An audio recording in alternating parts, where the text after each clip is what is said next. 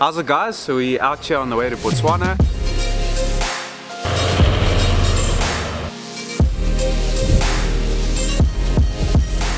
Signature range sheet cover in my car.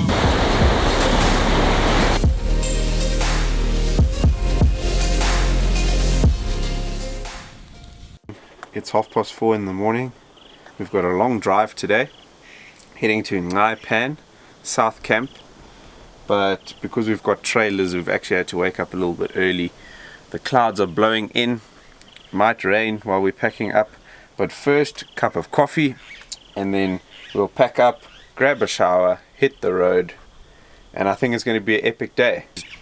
Between the gate and the camp, there's some very rough roads, and they're not trailer friendly apparently, so we're going to have to make our way around it or just take it really easy and see how they do. I think they're going to be fine. They're going to do really well.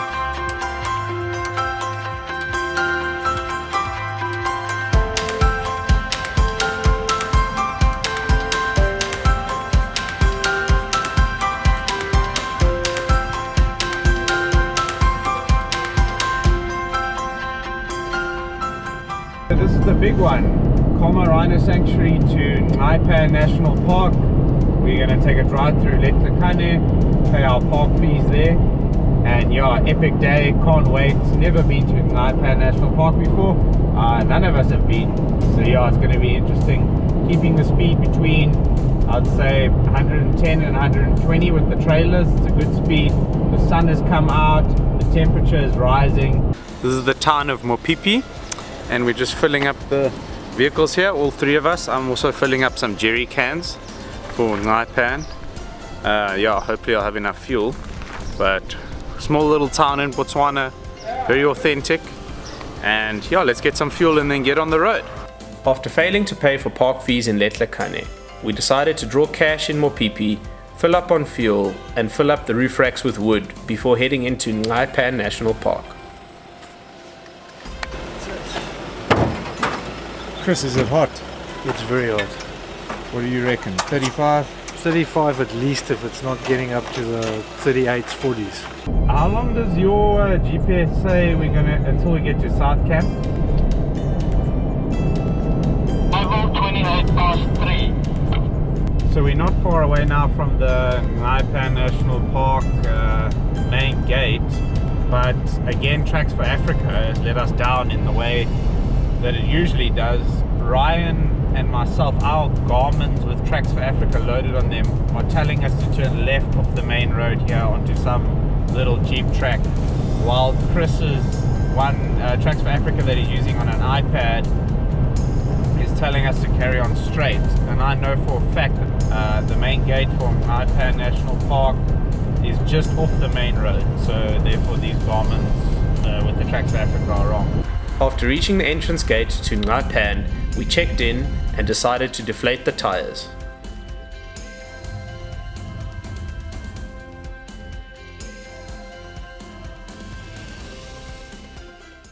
So I'm using a new piece of kit for this trip. It's called the Indeflate. I'm sure a lot of you know about it.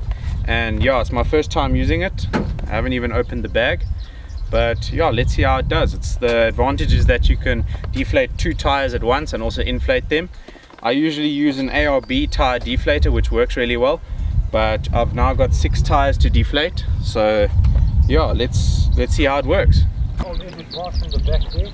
I got him to purchase one. I didn't ask for any commission. So I think I'm going to go down to about 1.5 in the front, 1.8 at the back, because the back of the vehicle is heavily loaded, maybe 1.2 in the Echo 5. The trailer is also really lightly loaded on this trip, so yeah, 1.2 in that will definitely help it out.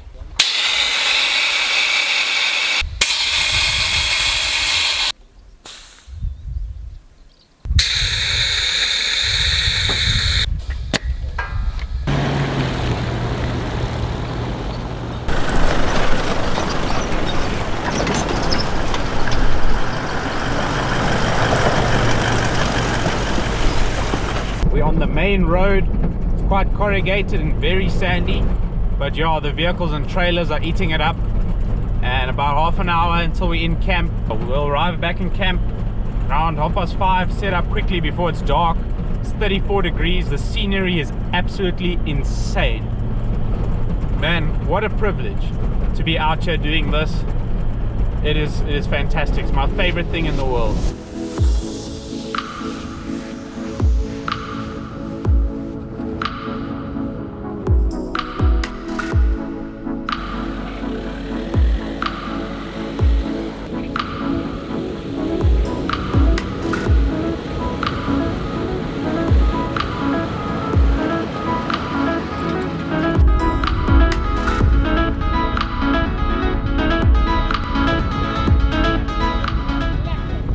The main track to South Camp is fairly corrugated, but we took it easy and had no problems. So these roads are notoriously hard on trailers and vehicles, but it's just a good idea every sort of half an hour or so after heavy corrugations to check the tires, check the suspension, check the coupler area, because it do get incredibly hot. Just feel the suspension.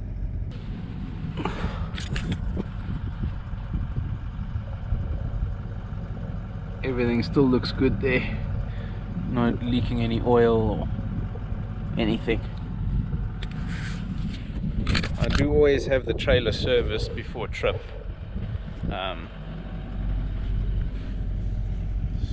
Check the tires.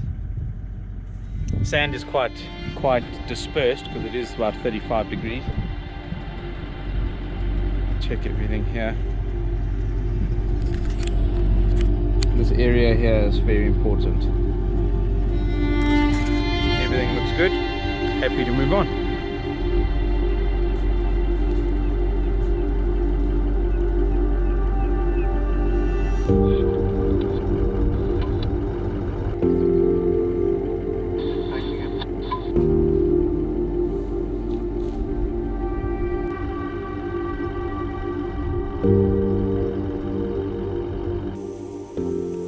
For more information on these campsites as well as other campsites in Southern Africa, head to Get Out Go's channel.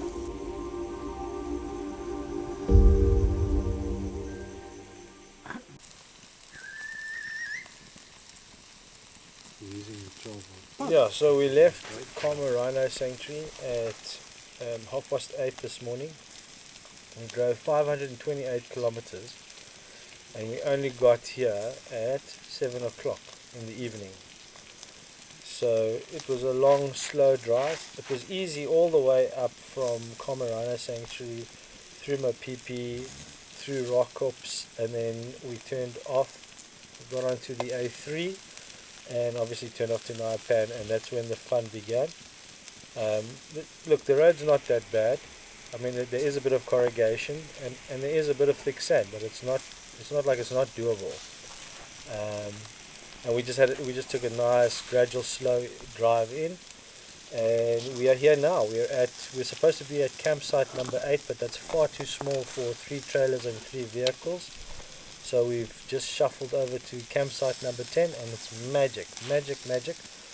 We're greeted by barn owls screeching in the distance, night jaws singing, and the sky is clear. So all in all, a great day, but a long day.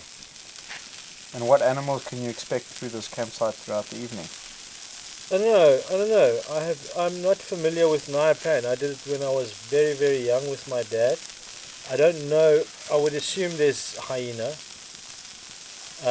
We've seen elephant dung, but as far as predators go, I believe that the campsites here have had lion in fairly recently. I think it was 8 lions that stayed here or slept in the campsite for 3 hours. So yeah, we're all on. We've got our lights on around our trailers. We're constantly looking around just to make sure that no hyenas wander into camp while we have our backs to them. So yeah, but I think we're a little bit knackered, and we're celebrating with a quiet drink. We've got some nice food on the go, and all in all, just good to be here. So as you guys have probably seen on this trip, I've been making the coffee in the morning, either myself or Chris. So now, Ryan, mate, tell us what you've got here, and is it a new purchase? It is, and Yeah, I'm making coffee. Today's my coffee day. Have you used the jet boil before, Chom? I have. I did use the jet boil before out at Matamba, and I couldn't believe the speed with which it boiled. I think it's 100 seconds. So I had a look, and it was something I knew I had to get. This whole thing just feels so futuristic for me.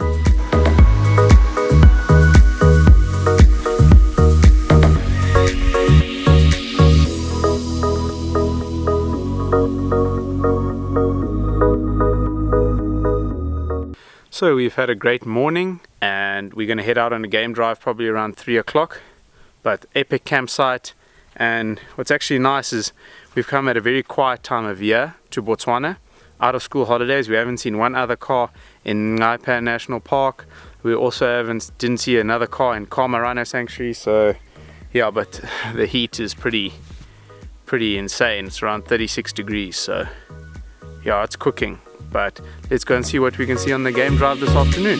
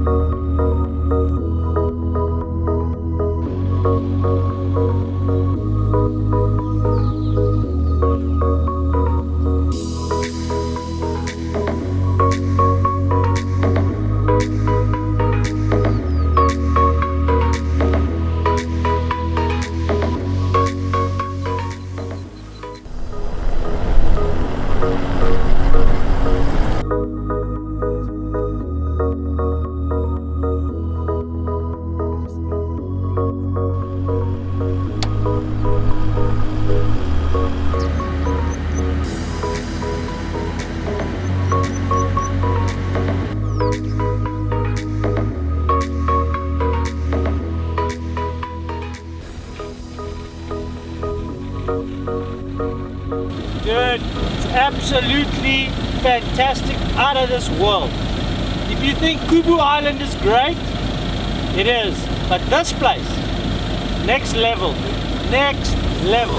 I've been doing the dinner the last couple of nights, but he's got fillet. What are you doing that fillet in? So, you want to know the process? I think we deserve a little bit of a treat, so the plan would be to put that fillet in a nice tin foil, coat the bottom with a little bit of red vino, sweet red vino, and gooi in some garlic, some onion slices, and close it all up, and put it on the braai as the coals cook. Hey, you're talking big, my man. That sounds great. Based on my economy on the power plant for the EGR. Oh, is it? Yeah, so we're just going to do a simple fillet with some red vino. That's it. Some dry bread. Vino. Got some vino as well. We're going to do some lekker Baronet, Nederburg Baronet 2018. So it's not old or anything, but you know, it's quite simple. I need simple stuff. Okay, so I like to try and keep things a little bit simple. What I've done here is just obviously salt and pepper, but I got this new little spice called braai seasoning salt and spice. I don't know, let's see how that goes. It just looked nice and tasty on the cabinet, went for it. Then what we're going to do is we're going to cut a little onion up, and you're left with 2 fresh little baby onions. All you really need for something like this. Hopefully the onion permeates into that little bad boy. So you're going to just sprinkle a bit of garlic on, thin little strips. Put just a drop or some. Cool. So we've got everything wrapped up. It smells amazing. I mean, if there was such a thing as smell-o-vision, you'd love this. We've got potato. We've also just kept that fairly simple. I like my potato skin to have a bit of flavor, so we added some butter and some salt and pepper. And let's go and put these bad boys on the fire.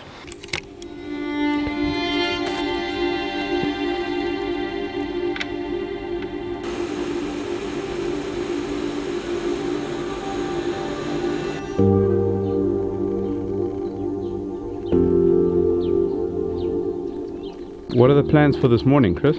I'm going to go for a game drive, see if we can maybe find some predators we couldn't find yesterday, and then I'm coming back to do some campsite reviews.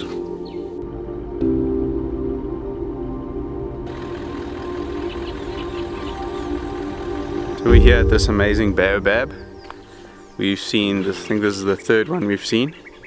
And yeah, we're just going to head down to the baobab loop, finish it off, because yesterday we had to turn around because of time. Drinking a nice coffee with an amazing tree like that in the background. Yeah, it doesn't get much better. So yeah, we woke up early this morning, caught a bit of the sunrise, made a coffee, and yeah, this is our last day in the South Camp area of Nxai Pan National Park. Tomorrow we head to Baines Baobab. But yeah, should be a great day.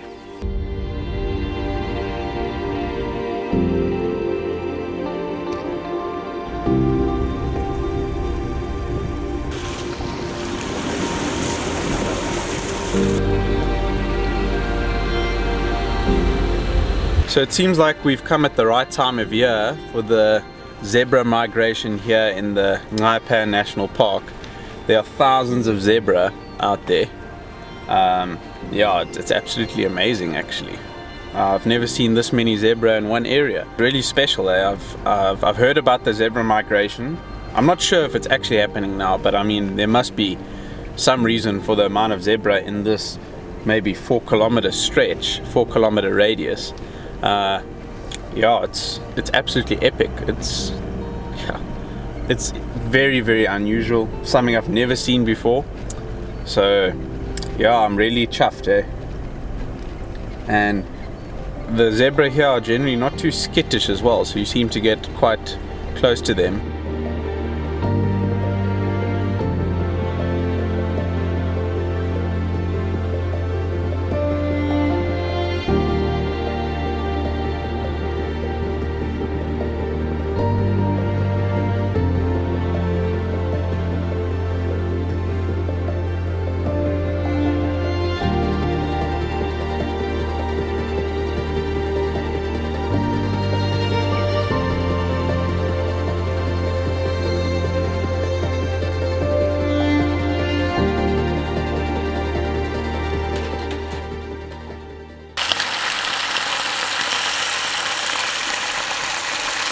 So one thing I really enjoy about bringing a trailer on these overland adventures is there's a lot of work surfaces.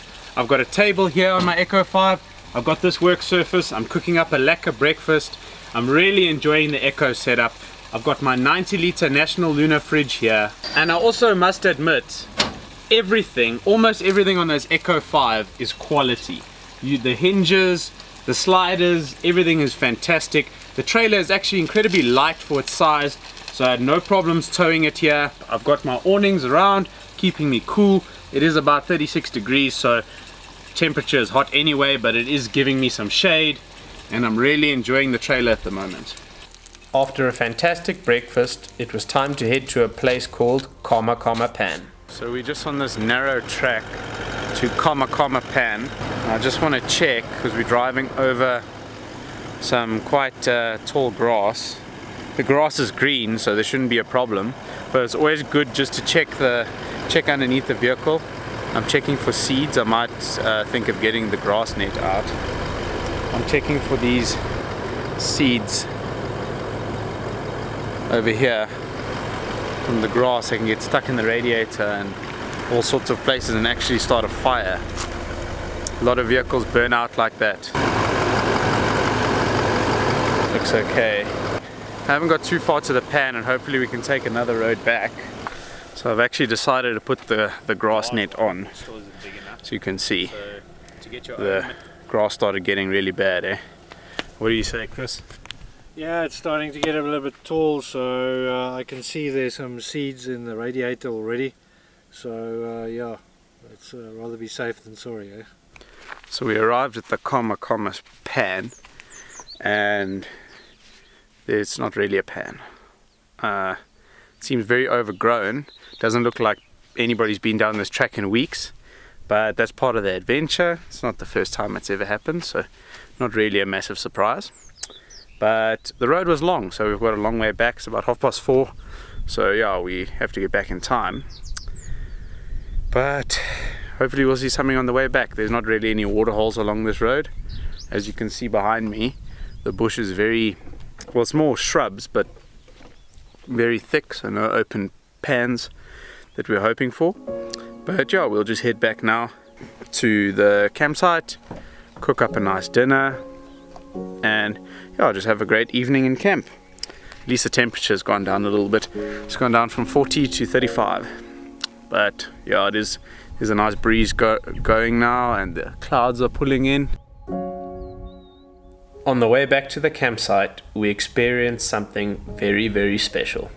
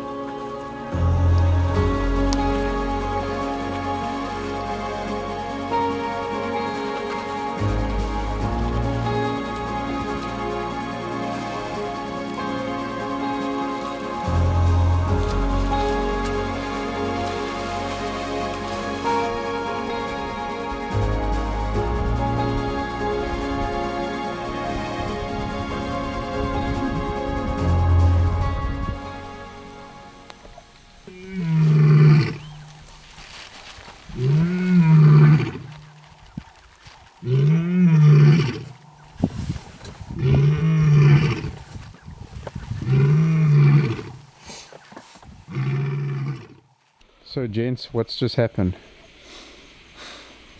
Chris, you start, please. So we heard some lion calls earlier evening, but far off, and we just heard them literally across the road. Which is like 200 meters. I think Chris is underplaying it. He's playing cool, calm and collected here. He's literally 200 meters from the road, and it sounded like a big male lion. I'm picturing huge black male, big ass lion. Literally roared, and we scattered. We were like lost rats, and then we moved. We were trying to get in Chris's car, but his back seats are full.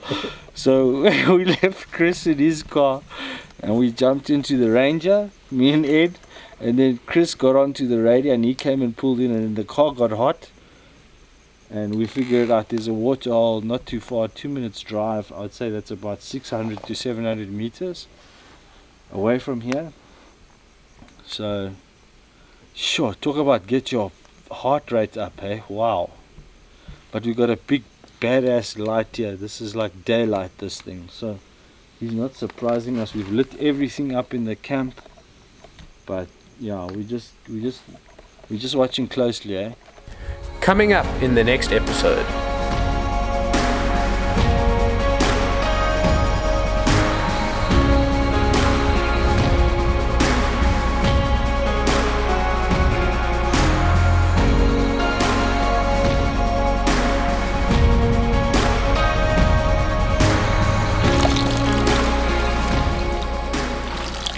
Thank you for watching the video. Please don't forget to like and subscribe, and check out the other 2 channels as well.